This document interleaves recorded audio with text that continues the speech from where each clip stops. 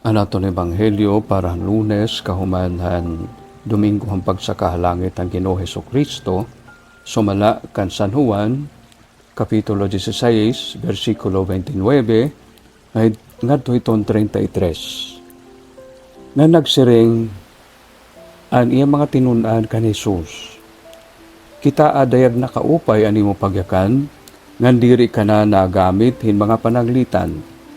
Maram na kami, iyana nga sayod kahan nga tanan. Diri ka nakikinahanglan nga may magpakiana pa haingi mo. Nakakapatutuo ini haamon nga tikang kahan Dios. Nagbato na ira Jesus, natuo na ba kamo yana? Maabot ang panahon nga aanhina na magkakaburublag kamo nga tanan kada usa ay kalugaringon nga urukyan kan babayaan ako nga mag-uusaan. Kundi diri tinuon nga nag-uusaan la ako kay kaupod ko an amay. Iginsumat ko ini ha iyo basi mamayada niyo kamurayaw, pinagihin pagkiguusaha akon. Pagpapaantoson kamo ang kalibutan, kundi pagmaisog kamo, gindaog ko na ang kalibutan. Kabugtuan ang maupay nga sumat han atong katalwasan, pagdayawon ka Kristo. Baraan nga maupay nga takna hayo nga tanan.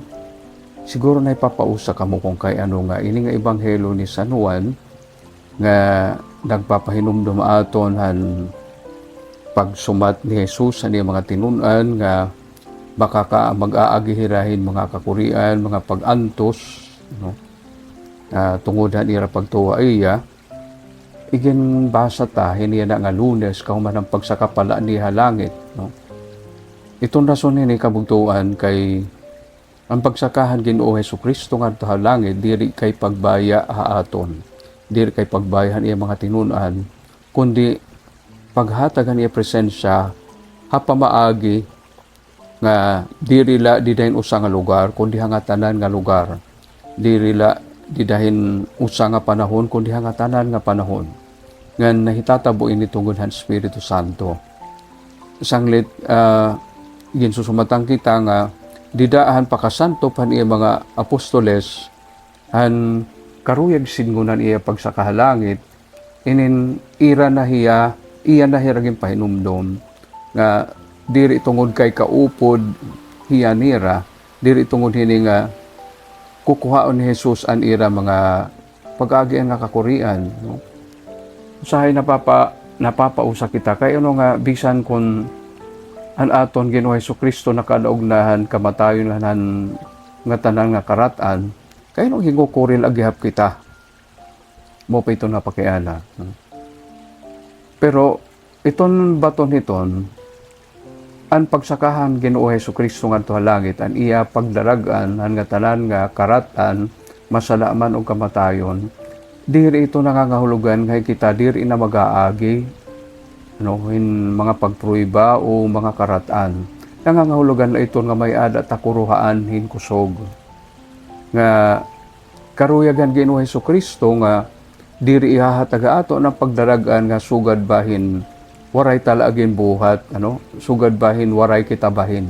May ada kita bahin ang pagdaragan, ang pagdaragan ng Ginoo iginhatag niya aton pero may ada kita bahin nga pag-aagi gihapon kita itong tinatawag nga English nga struggle o pakiglantugihan karatan, pakiglantugihan nga tanan nga pruiba o nga tanan nga pagsulahi aton basi makasala.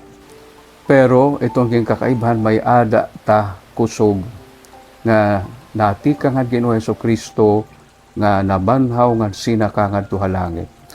Amo ini nga nagpapahinumdum hiya aton maabot ang panahon nga aniya na magkakaburublag kamo nga tanan kada usa ay kalugaringon o rukyan nga babayaan ako nga mag-uusaan.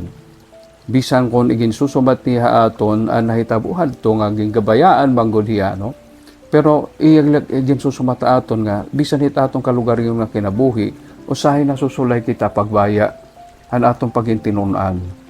Nasusulay kita pag sunodin iba nga mga tuluuhan, no? Mga iba nga huna-hunaon o pananaw. Pero yung naging pahinumugit ang Ginoo, maaram hiya, may tatabo. Pero nasiring hiya. Iginsumat ko inahibaw, basi mamay ada niyo kamurayaw, pinagin pakig-usa haakon. So iton kamurayaw nga tinuod, diri karuig singon waray samok nga aton nga kikita o masasaksihan o pag-aagian. Ang karuig singon ng kamurayaw nga maaram kita, kausa kita hiton Ginoo, may ada ta kuruhaan hinkusog, kay pulong pamaniya, pag maisog kamo. Kumbaga English, have courage. Kung ako rin maganhin nga pulang nga isog, pag maisog ay dinha karuig singon hini nga maging aring tanong ka diri karuig singon hini have courage o pagka mayada kadasig kay gindaog ko na ang kalibutan. So ang pagdaog ni Jesus ang kalibutan usa naton nga kuruhaan hingkusog para aton pakigbisog. Ginoo nga amon amay nga maluluyon, tagigad kamihin mas silaron pa nga pagsantop at kahulugan ang amon pagintinunan ni Kristo nga nabanhaw nga sinakahalangit haimo ginhadian. Pinaagi ka ni Kristo nga amon Ginoo. Amen.